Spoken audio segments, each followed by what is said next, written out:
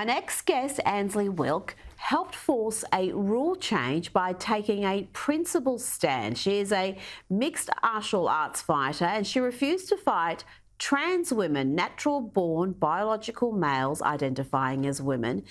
And that saw the North American Grappling Association announce a major policy overhaul, preventing trans-identifying men from competing against women in its competitions. I'm delighted to say Ansleigh Wilk joins me now. Ansleigh, it wasn't just you who had an issue here. The New York Post reported female fighters were terrified of facing men and they were pulling out of competitions. Yeah, we had multiple girls pull out of this just because we knew who they were now. And, you know, in the beginning, we weren't thinking about, oh, are we having to fight a male? And then you go on their Instagram and see them getting married as a man, and you're like, hey, wait, that's not okay. Well, absolutely. Now, back in July, you weren't even told that you would be fighting a biological man identifying as a woman. Tell me when you found out and what was your reaction when you got that news? So my little brother kept asking me, like, are you fighting a man? And like, we're not trying to be rude in the matter. Like, we accept you for who you are, but you can't just sneak in. And everything would have been okay had we had a warning and things could have been worked out. Like the rules stated, they should be transparent about their status because some girls are okay with competing with trans people, but some aren't because there's obvious injury that could happen. Oh, absolutely. Did you consider pulling out of that fight at all? What was your? How did you come to the decision to go ahead? Yeah, I still wasn't aware. So what, until you were face to face? Not even when I was face to face, really. I was still kind of suspect, but I wasn't 100% sure because, you know, people are going to get mad if you assume or ask. So we did a little social media digging after, and we figured it out when we saw a picture of them getting married as a man in 2020. Wow. So even during the fight, you had your suspicions, but you weren't 100% sure. And yeah, in this environment, I can understand why you didn't want to ask. So let's have a quick look at some of that fight. The size difference here is notable, but I've got to say you had this competitor down and submitting in no time. Yeah.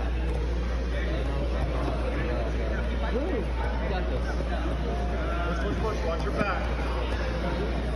You need to let go of that left collar. Watch your back.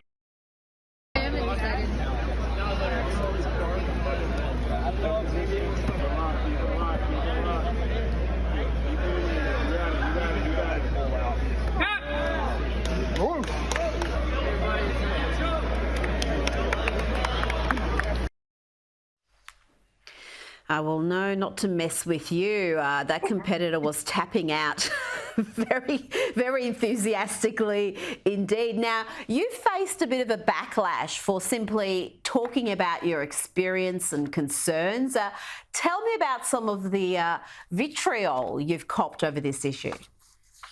Yeah, so the backlash is pretty much just saying, you won, why do you have an issue with this? Even though I've stated a million times it was never about me. I clearly beat them. That's not my issue. The issue is that there are girls that are legitimately afraid.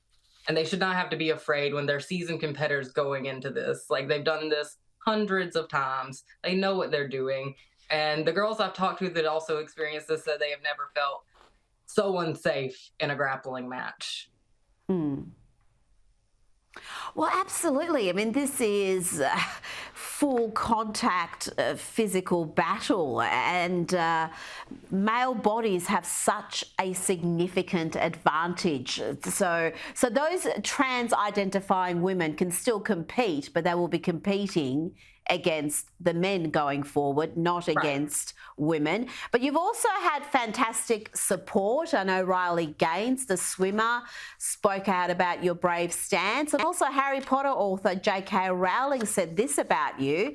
She said, you've done nothing wrong. This isn't and never was about hate. It's about fairness and safety for women and girls. You stood up to protect your fellow athletes, which makes you a heroine in all sane people's eyes. I know backlashes aren't fun, believe me, I know, but there are things far more important than pleasing all the people all the time. All power to you. That's quite an endorsement there, Ansleigh.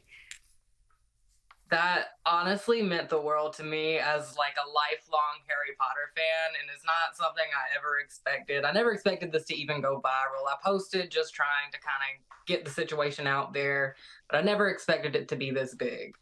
But the support over the hate has been amazing. And I just have to look at the people that are endorsing me in this and know that I'm on the right side of history.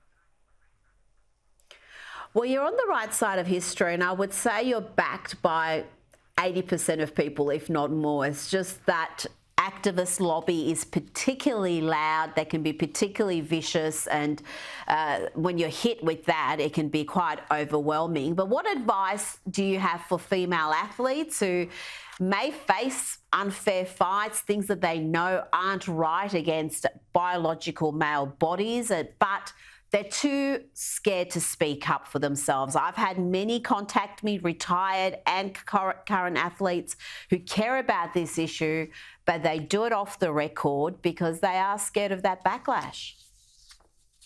I mean, you can still anonymously speak out and still make a change. The biggest thing isn't even so much the ladies putting in the work, because I believe that the ladies are putting in the work to make this change. It's the men that say, this is in the women's hands. No, you have wives, sisters, daughters. Like, you should be speaking out on the behalf of your family that you care about and their fairness and equality in sports.